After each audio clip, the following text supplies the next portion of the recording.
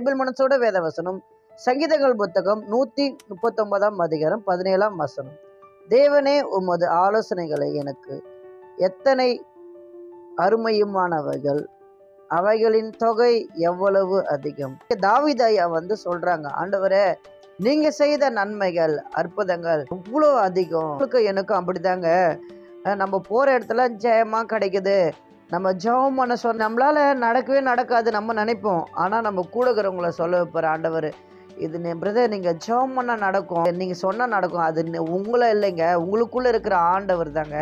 அதனால பெருமையை எடுத்து போட்டுட்டு நம்ம ஜெபம் பண்ணுவோம், நீங்க செய்வீங்க அப்படின்னு சொல்லிட்டு விசுவாசிப்போம். யாரெல்லாம் இந்த வேலையில விசுவாசிக்கிறீங்களோ கண்டிப்பா ஆண்டவர் அந்த ஜெபத்தை கேட்டு உங்களுக்கு செய்ய போறார். கண்கள் மூடி ஜெபிக்கலாம்.